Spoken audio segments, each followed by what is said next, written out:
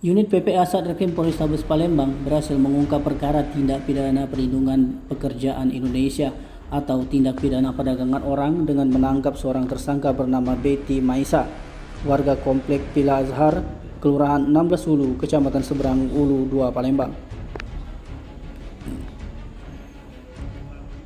Tersangka yang merupakan IRT tersebut diamankan karena terlibat pengiriman TKW ke luar negeri khususnya Malaysia.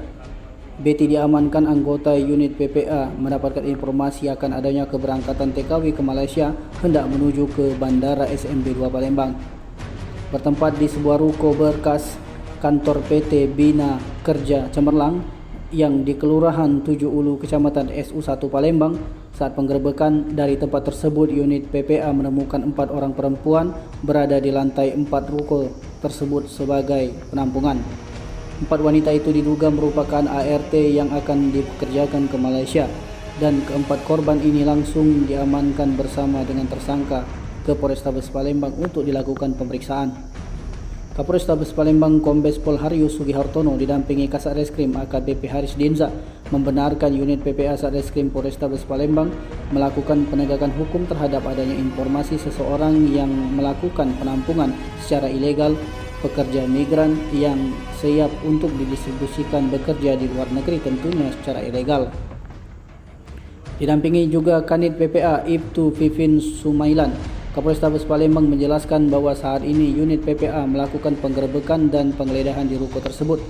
Ditemukan 4 perempuan yang menjadi calon tenaga kerja yang akan dikirimkan ke luar negeri. Identitas keempat itu adalah inisial EN, MI, RI, dan JU. Sementara untuk modus TPPO, lanjut Kombes Pol Hayo, yakni dengan menjadikan calon tenaga kerja sebagai wisatawan bermodal paspor dan mengisi formulir yang ada. Masih kata perwira polisi berpangkat 3 Melati, di pundaknya itu, selain mengamankan seorang tersangka, unit PPA juga menyita berupa 4 paspor milik calon tenaga kerja dan menemukan 33 paspor. Untuk rincian yakni 15 juta rupiah per orang. Menurut Kombes Pol Haryo, dari keterangan tersangka, 9 juta digunakan sebagai jasa pembayaran untuk kaki-kaki rekrutmen tenaga kerja dan 6 juta sebagai jasa pihak rekrutmen yakni tersangka Betty. Atas perbuatannya, Betty akan disangkakan dengan pasal 81 JO pasal 69 dan pasal 83 JO pasal 68 Undang-Undang RI nomor 18 tahun 2017 tentang perlindungan pekerja migran dan atau pasal 4 dan atau pasal 10 Undang-Undang RI nomor 21 tahun 2007 tentang tindak pidana perdagangan orang dengan ancaman hukuman 10 tahun dan denda 15 miliar rupiah dan hukuman singkat 5 tahun, 15 tahun dan denda 150 sampai 600 juta rupiah. Dari 33 paspor yang ditemukan terhadap 29 paspor yang belum dipergunakan, 4 paspor yang telah dipergunakan, 2 buah HP berimisikan video interview, foto beserta biodata para korban, buku daftar nama beserta nomor paspor TKW tahun 2019 sampai 2021. Menjumpai 4 orang, seorang perempuan, 4 orang perempuan yang notabene sebagai calon tenaga kerja yang segera akan dilakukan pengiriman ke luar negeri. Rencananya keempat calon tersebut dengan identitas saudara E, M, R, dan J rencananya akan diterbangkan ke Batam pada tanggal 5 dan 6.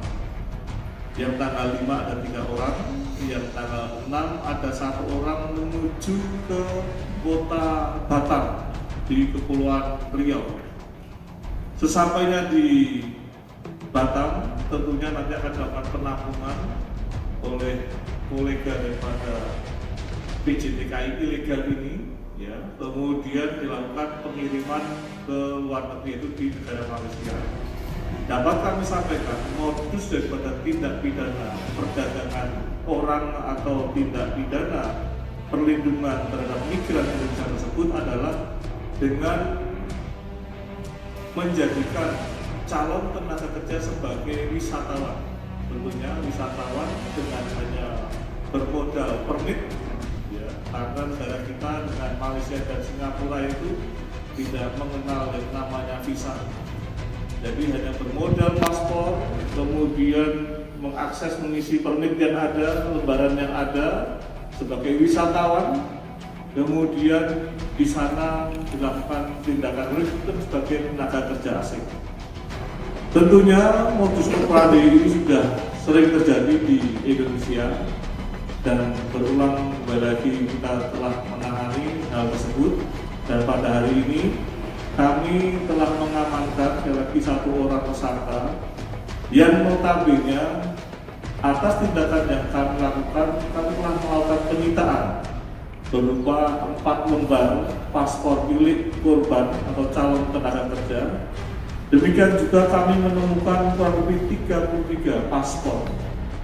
33 paspor apakah sudah digunakan akan kami ikuti. Biasanya kalau sudah digunakan itu biasanya ada capnya, Kami khawatir ini sedang digunakan, kemudian paspor ini diamankan oleh pihak juragannya guna sebagai jaminan. Rekan-rekan kalian yang saya hormati, Tim Liputan Sumsel Update TV melaporkan.